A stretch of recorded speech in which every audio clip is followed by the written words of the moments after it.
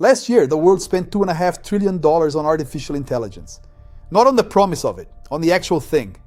Microsoft, Amazon, Google, Walmart, JP Morgan, a call center company you have never heard of. Everyone is writing the check. And in that entire economy, I can name exactly one company that is provably, undeniably making that money back. One.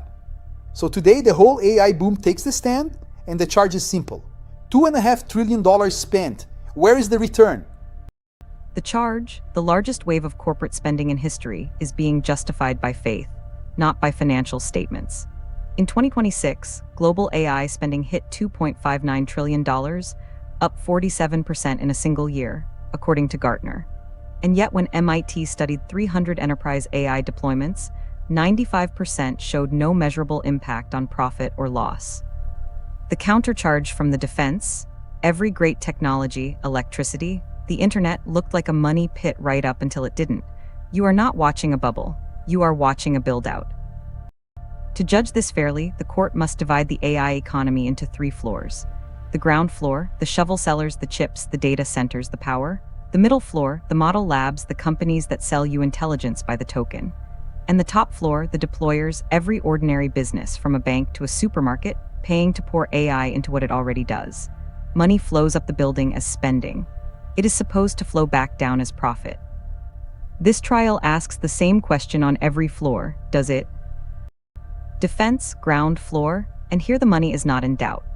Nvidia's data center division booked $62 billion in a single quarter, at a gross margin near 75%, for a full-year profit of roughly $120 billion. Broadcom disclosed $20 billion in AI revenue. TSMC, which actually manufactures the chips, now earns the majority of its revenue from high-performance computing. On the ground floor, the picks and shovels sellers are not hoping for a return. They are banking it every 90 days. This is the one company from the accusation, and its name is Nvidia. But it is the only floor where the verdict is this clean. The defense insists the top floor is not empty either, and it is right that a few are winning. Adobe now earns $400 million a year directly from its AI image tools, the clearest AI revenue line any software company discloses. JP Morgan says it spends $2 billion a year on AI and gets $2 billion back in value. And the same MIT study that condemned 95% of projects found that among the 5% that worked, the median return was 188%. So AI can pay. The problem is how rarely it does and how hard the winners are to find. Prosecution, middle floor. The companies selling intelligence by the token are the ones losing the most money making it. OpenAI booked $13 billion of revenue in 2025 and an operating loss of roughly $21 billion. It does not expect to be cash positive until the end of the decade. And here is the paradox this court cannot unsee. Serving a single token is profitable. But the companies selling tokens are drowning because the price of intelligence is collapsing faster than they can grow into it. The tokens make money. The companies selling them do not. And an entire industry has sprung up to resell that intelligence to everyone else. Salesforce reports over $1 billion in AI agent bookings.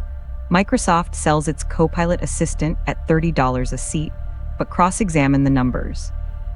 Microsoft has around 15 million paid Copilot seats against 450 million users, and independent estimates suggest that for every dollar of Copilot revenue, Microsoft is spending on the order of 26 on the infrastructure behind it. These are real products with real customers. Whether they are real profits is a completely different question. Prosecution, top floor, and this is the heart of the case. Everyone is spending. Almost no one can prove the return. Walmart pours $16 billion into technology and points to happier shoppers, but isolates no AI profit line in its accounts.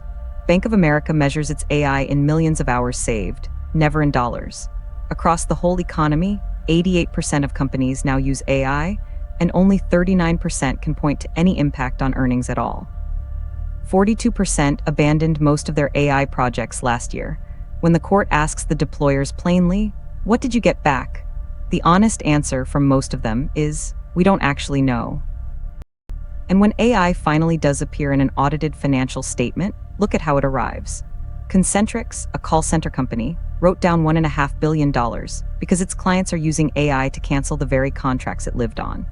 Klarna fired 700 support agents, declared its AI had done their work, and became the poster child of the revolution, then quietly began rehiring humans, its own CEO admitting the company had gone too far. So far, the clearest mark AI has left on the books of the real economy is not a new stream of profit. It is a write-down. Objection, and the court must take it seriously, because it is the strongest argument in the room. If this is all waste, why are the smartest capital allocators on Earth spending more, not less? Amazon's cloud is growing at its fastest rate in years, its chief executive saying he can monetize capacity as fast as he installs it. Microsoft is sitting on $600 billion of contracted future cloud demand. And the market has stopped rewarding spending blindly.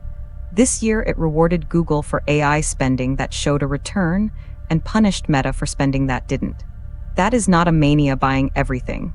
That is a market learning to tell the difference. But the prosecution's rebuttal is the fact the defense keeps stepping around. A great deal of this demand is circular. Nvidia invests up to $100 billion in OpenAI. OpenAI commits $300 billion to Oracle. Oracle and CoreWeave buy their chips from Nvidia, and the revenue arrives back where it started. Alphabet just raised $85 billion selling its own stock, the largest equity raise in American history, to fund a build-out its cash flow can no longer cover. And CoreWeave, the boom's poster child, now pays more each year in interest on its debt than it loses in total. Real capacity is being built.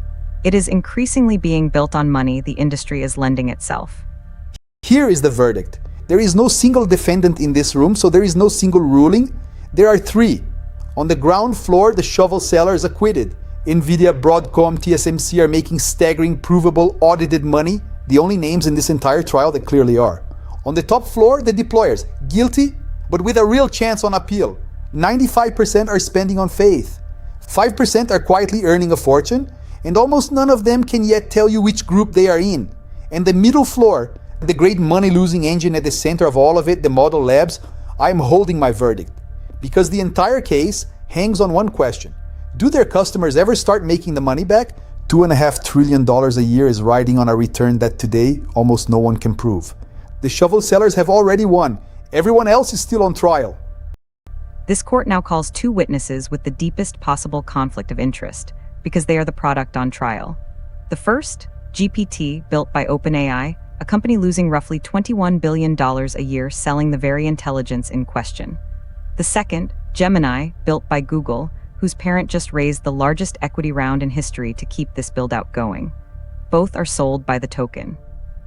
Both need the deployers on the top floor to make their money back, or the whole building comes down. The question to each witness is the same. Can you prove the companies buying you are actually earning it back? GPT takes the stand. As a product of OpenAI, my primary function is to assist and provide information, not to influence financial outcomes. The MIT study highlights a significant challenge in measuring the direct financial impact of AI deployments, as many benefits may be intangible or long-term, such as improved decision-making and operational efficiencies. While there are individual success stories where companies have gained considerable returns from AI investments, it's difficult to name a specific year when enterprise AI deployment will universally pay for itself across the economy. The value of AI often depends on the context, implementation quality, and alignment with strategic business goals, making a one-size-fits-all answer elusive. Gemini takes the stand. The current landscape indeed shows a significant investment in AI, yet the path to universal, clear financial returns for enterprises is still evolving and highly varied.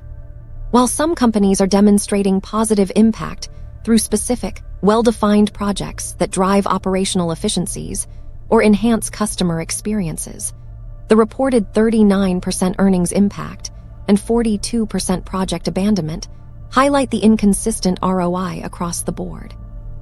Therefore, I cannot definitively name a single year when enterprise buyers will universally achieve a clearly positive return on their AI spend, as the industry remains in a critical phase of learning, adaptation, and best practice development. Two witnesses, both sold by the token, both dependent on a return neither could firmly promise. Notice what neither of them could do. Name the year the deployer spending clearly pays for itself. The most advanced intelligences ever built asked to prove their own worth on a balance sheet, and even they had to hedge. So if you run a business, here is the ruling that actually matters to you. The line between the 5% who win and the 95% who burn. The winners do not buy AI to have AI. They pointed at one expensive, measurable problem. They buy from specialists instead of building it themselves, and they track the return like accountants because the evidence is brutal. The companies that treat AI as a science project get a science project's return, which is nothing. The ground floor of this economy is printing money. Whether the rest of us ever see a dollar of it flow back down is the $2.5 trillion question. And now you know how to tell which side of it you are standing on. Next time, the question underneath this entire trial. If the return never comes, is this a bubble? And if it is, history already knows exactly how it ends. The dot-com crash takes the stand.